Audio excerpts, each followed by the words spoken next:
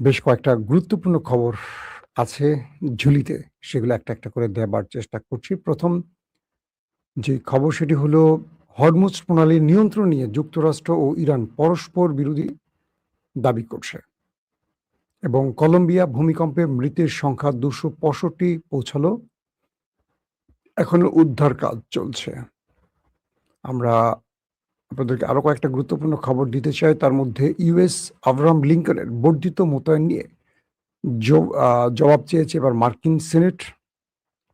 লিবিয়ায় গঠনমূলক ও মধ্যস্থতাকারী ভূমিকা অব্যাহত রাখবে তুরস্ক এবং তুরস্কে ট্রাক বিমান বদলানোর আগে ইরানের হুমকি নিয়ে সিআইএর আস্থা কম ছিল। এখানেও একটা দুর্দান্ত প্রতিবেদন তুরস্ক ফাঁস করে দিয়েছে, ইসরায়েলের কাপড় খুলে দিয়েছে। দর্শক,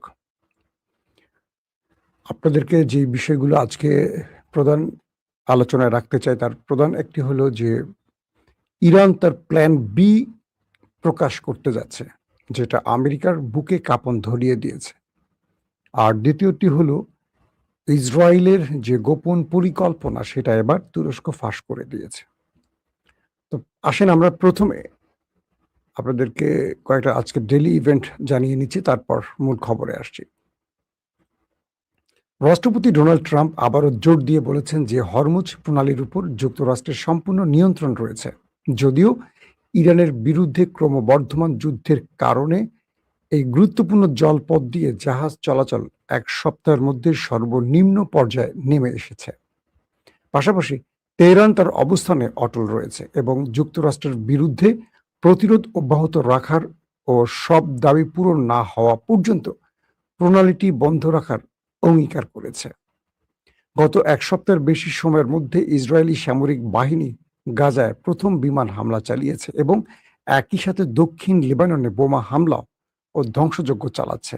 যদিও উভয় স্থানে যুদ্ধবিরতি এখনো কার্যকর রয়েছে। তাদের জন্য আসলে যুদ্ধবিরতি লাগে না, তারা মন চাইলে যেটা খুশি সেটাই করতে পারে। এখানে তাদেরকে কেউ কিছু বলতে পারবে না, কারণ তারা হলো পৃথিবীর সবচেয়ে শক্তিধর রাষ্ট্র আমেরিকার অন্যতম লাঠিয়াল বাহিনী। দর্শক,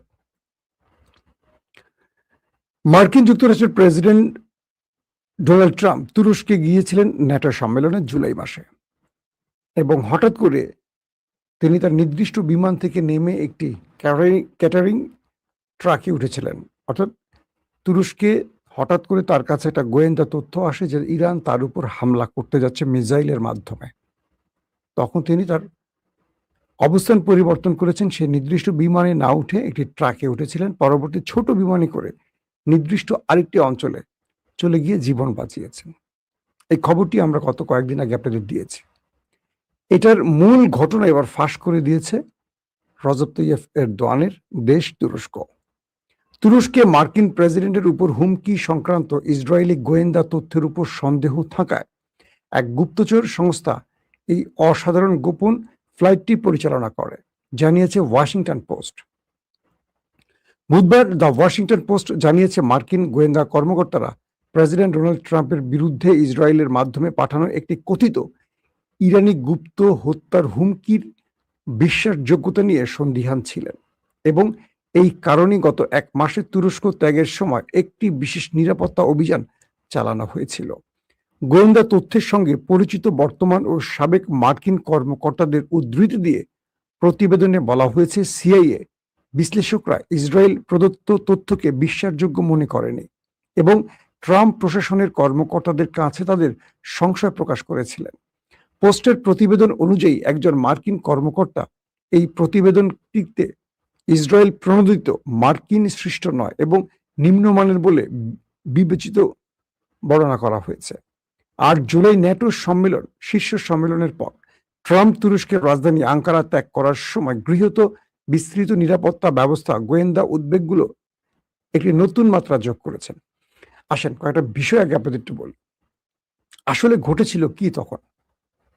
অর্থাৎ ট্রাম্পের কাছে যখন খবরটি আসে যে তাকে ইরান মিসাইল দিয়ে হত্যা করতে যাচ্ছে, তখন তিনি তার অবস্থান পরিবর্তন করেছিলেন এবং ট্রাম্পের কাছে যে তথ্যটি এসছিল এটি ছিল ইসরায়েলের পাঠানো একটি গোয়েন্দা তথ্য। তুরস্ক সেটির সকল আদ্যপান্ত খুঁজে বের করেছে। তুরস্ক বলছে যে দেশটিতে ন্যাটোর মতো একটি গুরুত্বপূর্ণ সামিট চলছিল এবং তুরস্ক তার সর্বোচ্চ গোয়েন্দা তৎপরতা নিরাপত্তা বলয় তৈরি করে রেখেছিল বিশ্ব নেতাদের জন্য, সেই স্থানে ইরান কখনো হামলার চিন্তা করার সুযোগ নেই। পাশাপাশি ইরান এই মুহূর্তে, অর্থাৎ ইরান যে সময়টিতে লড়ছে কয়েকটি রাষ্ট্রের সাথে, সেখানে তুরস্কে হামলা করে তুরস্কের আগ্রাসনে বা তুরস্কের টার্গেটে পড়ার কোনো পরিকল্পনা ইরানের ছিল না। কে বলছে? তুরস্ক। এবং এই যে ঘটনাটি ঘটেছে বা বর্ণনা হয়েছে বা ট্রাম্প যা করেছে, এটা ছিল একটি মিথ্যে পরিকল্পনা। অর্থাৎ ইসরায়েল ট্রাম্প যাতে কোনোভাবে তুরস্কে বসে তুরস্কের কোনো স্বার্থ বাস্তবায়ন না করে এবং তুরস্কের সাথে পরিকল্পনা করে ইরানের সাথে কোনো যুদ্ধবিরতি কার্যকর না করে, অর্থাৎ ট্রাম্প যাতে যুদ্ধটা কন্টিনিউ করে, সেজন্য ট্রাম্পকে এই অতিরিক্ত প্রেশার বা চাপে ফেলতে ইসরায়েলে মিথ্যা তথ্যগুলো প্রচার করেছে বা ট্রাম্পকে বুঝিয়েছে তাদের কাছে গোয়েন্দা তথ্য আছে যে তারা জানে ইরান তাদেরকে হত্যা করতে চায়। তো ইসরায়েল এখানে এক ঢিলে দুটো পাখি মারছে। এক, আমেরিকাকে ইরানের ব্যাপারে আরো ক্ষুব্ধ করছে যাতে আমেরিকা যুদ্ধটা কন্টিনিউ করে। টু, যাতে ট্রাম্প এই যুদ্ধটা বন্ধ করে দিলে ইসরায়েল ট্রাম্পকে হত্যা করতে পারে এবং এর দায় ইরানের ঘাড়ে পড়ে। এটা কিন্তু তুরস্কের গোয়েন্দা তথ্যে চলে আসছে। তার মানে সিআইএ বলছে যে ট্রাম্পকে হত্যা তাদের কাছে কোনো নথি বা তথ্য ছিল না, কিন্তু এই তথ্যটি যেটি ট্রাম্পের কাছে পৌঁছেছে এটা খুবই অবিবেচক এবং এটি অগ্রহণযোগ্য তথ্য ছিল এবং সিআইএর তথ্যের সাথে তুরস্কের তথ্যের মিল আছে। তার মানে তুরস্ক প্রকাশ করে দিয়েছে ইসরায়েল ট্রাম্পকে হত্যা করতে চায়। দুটো উপায়। এক, যদি ট্রাম্প মানে যতক্ষণ বা যতদিন ট্রাম্প ইসরায়েলের পরিকল্পনায় থাকবে বা ইসরায়েলের নির্দেশনা অনুসরণ করে এই যুদ্ধটা কন্টিনিউ করবে, ততদিন ইসরায়েল ট্রাম্পকে কিচ্ছু করবে না, বরং তাকে সব রকম পরামর্শ দিয়ে সাহায্য করবে, কারণ তার লাঠিয়াল হিসাবে কাজ করবে ট্রাম্প। যদি ট্রাম্প কোনো কারণে যুদ্ধ থেকে সরে আসে বা এই যুদ্ধ বন্ধ করে দেয়, তাহলে ইসরায়েলের খায়েশ পূরণ হবে না। তাহলে ইসরায়েল ট্রাম্পকে সরিয়ে দিয়ে বিকল্প কোনো প্রেসিডেন্টকে আনবে, জন এফ কেনেডির মতো। তার সাজানো কোনো প্রেসিডেন্ট নেক্সট প্রেসিডেন্ট হবে আমেরিকার, এবং আমেরিকা তার প্রেসিডেন্টকে হত্যার দায় ইরানের উপর বড় যুদ্ধ চাপিয়ে দেবে। তো এই কারণে ইসরায়েল ট্রাম্পকে নিয়ে এই খেলাটা খেলছে। একটা জিনিস বুঝতে হবে, ইরান তুরস্কে তো মারবেই না, আর ইরান এই মুহূর্তে ট্রাম্পকে হত্যা করে তার দেশের মধ্যে বিশাল যুদ্ধ টেনে আনার পলিসিতে নেই, কারণ ইরানের এখন দাবি আদায়ের মূল টার্গেট, কারণ ট্রাম্পকে মেরে দেওয়ার চেয়ে ট্রাম্পের মাধ্যমে দাবিগুলো আদায় ইরানের জন্য সবচেয়ে সহজ পথ। কিন্তু ইসরায়েল যে কাজগুলো করলো, এখন তুরস্ক সেটা ফ্লাশ করে দিয়েছে এবং আমেরিকানরা বুঝতে পারছে যে ইসরায়েল আসলে কোন খেলাটা খেলছে। আসেন 2 নম্বর খবর, ইরানের প্ল্যান বি কি হতে পারে। সাম্প্রতিক সময় টেলিভিশন ইন্টারভিউতে ইরানের একজন সামরিক উপদেষ্টা, আপনারা আমার থাম্বনেলে তার ছবিটা দেখেছেন, তিনি স্পষ্ট করে বলেছেন যে আমাদের প্ল্যান বি আছে। যদি আমেরিকা ইরানে নিউক্লিয়ার অ্যাটাক করে বসে, অর্থাৎ তিনি বলছেন যে আমাদের কাছে তথ্য আছে, আমাদের সাথে যুদ্ধে পেরে না উঠে আমেরিকা ইরানে একটা নিউক্লিয়ার বা পারমাণবিক অ্যাটাকের পরিকল্পনা করছে। তো আমরা যে তথ্যটি পেয়েছি যে ইরানে তারা একটা পারমাণবিক অ্যাটাক করতে পারে, আমেরিকা তাদেরকে আমরা এইটুকু বলে দেই যে সময়টিতে আমেরিকা ইরানে পারমাণবিক অ্যাটাক করবে তার কয়েক ঘন্টা না কয়েক মিনিট পর মার্কিন যুক্তরাষ্ট্রের যে ঘাঁটিগুলো আছে প্রত্যেকটা আমাদের দখলে চলে আসবে।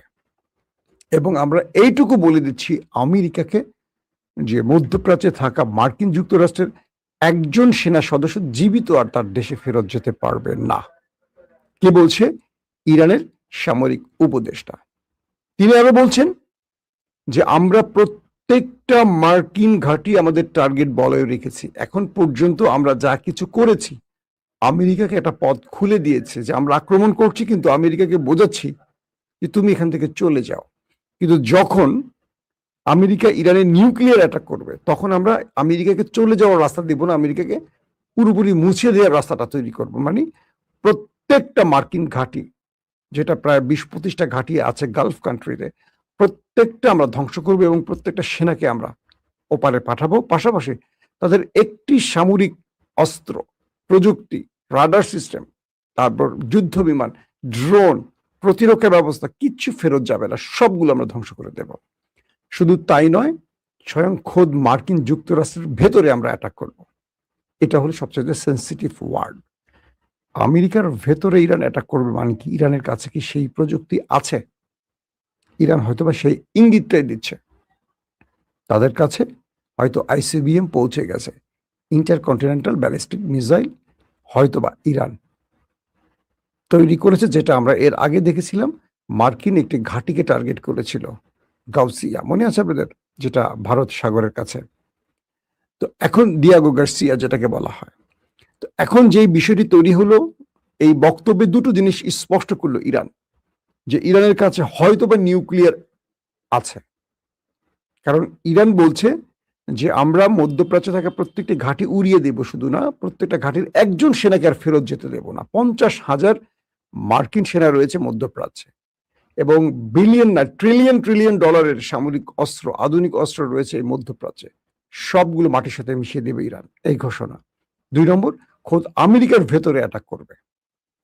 তার মানে ইরান হয়তোবা এই বক্তব্যটির মাধ্যমে বিশ্বকে বোঝাতে চাইছে তাদের কাছে আইসিবিএম আছে, পাশাপাশি নিউক্লিয়ার আছে। হয়তোবা তারা প্রকাশ্যে শব্দটা ব্যবহার করছে না। এখন আমেরিকাকে এই বক্তব্যটির মাধ্যমে যে থ্রেটটা দিল ইরান, সেটা হলো যে তুমি আমার দেশে নিউক্লিয়ার অ্যাটাকের কয়েক মিনিট পর তুমি অ্যাটাক করবা, সূর্যোদয়ের জন্য আমরা ওয়েট করব না, সূর্যোদয়ের আগেই বা সূর্যাস্তের আগেই আমরা তোমার টার্গেটগুলোকে মাটির সাথে মিশিয়ে ফেলবো। এখন তুমি সিদ্ধান্ত নাও তুমি কি করতে চাও। অর্থাৎ ইরান তার প্ল্যান 1 বা প্ল্যান এতে রেখেছে যুদ্ধে প্রতিঘাত। প্রতিটা মুহূর্তে তারা আমেরিকাকে টার্গেট করে অ্যাটাক করবে, আমেরিকার জবাব দেবে। এতে করে আমেরিকা ইরানের শর্ত মানবে এবং ইরান তার সাকসেস এখান থেকে নিয়ে আসবে। যদি আমেরিকা ইরানের ভেতরে কোনো নিউক্লিয়ার অ্যাটাক করে বসে, এটা হবে ইরানের প্ল্যান বি, এটাকে মোকাবেলা এবং প্রতি উত্তর। তো এই প্রতি উত্তরটা ইরান কি দিতে চাচ্ছে বা কি দেবে, সেইটার ইঙ্গিত তার সামরিক বিশ্লেষকরা কিছুক্ষণ আগে একটি খবরের মাধ্যমে প্রকাশ করেছে, বা তিনি এক টেলিভিশন ইন্টারভিউতে এই বিষয়গুলো স্পষ্ট করেছেন। তার মানে ইরান আমেরিকাকে মোকাবেলায় সর্বসময়ের জন্য সর্ব অবস্থার মধ্যেই তাদেরকে প্রতিহতের সকল বিকল্প পথ খোলা রেখেছে।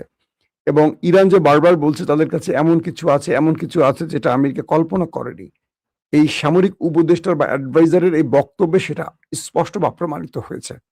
সাম্প্রতিক সময় দেখবেন ইরান হরমুজে কয়েক দফা অ্যাটাক করেছে, কিন্তু আমেরিকা প্রতি উত্তর দেয়নি। ট্রাম্প ইরানকে সেই অর্থে বড় রকম কোনো শক্ত কথার জবাব দেয়নি, যেটা পূর্বে তিনি দিয়েছেন। এবং বলা যাচ্ছে যে ট্রাম্প তার পুরো লাইফে এখন একটা সিকিউরিটি থ্রেটের মধ্যে আছেন। তিনি গলফ খেলতে যাচ্ছেন, সেখানে প্রতিরক্ষা ব্যবস্থা ইনস্টল করা হচ্ছে।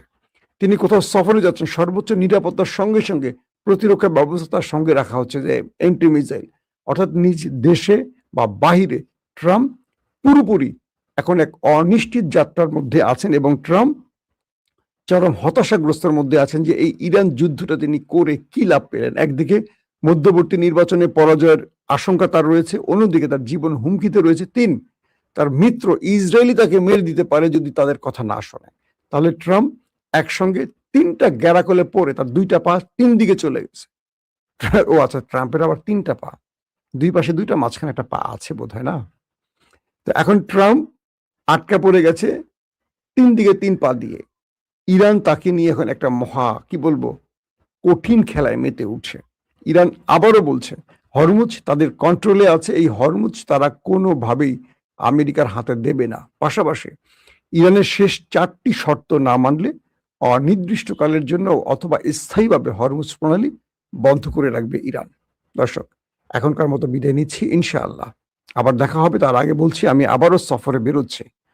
তো আমার বন্ধুরা যারা আছেন, আমি খুলনা, যশোর এই অঞ্চলটা সফরে যাব, কুষ্টিয়া আমার বড় হওয়ার শহর, জন্মস্থান, সেখানে যাব। একটা লম্বা সফরে থাকবো। আমি সফর থেকে চেষ্টা করব আপনাদের সাথে কন্টিনিউ লাইভে আসার এবং আপডেট খবরগুলো দেওয়ার জন্য। অবশ্যই আমার জন্য দোয়া করবেন। প্রত্যেকে ভালো থাকবেন। আল্লাহ হাফেজ।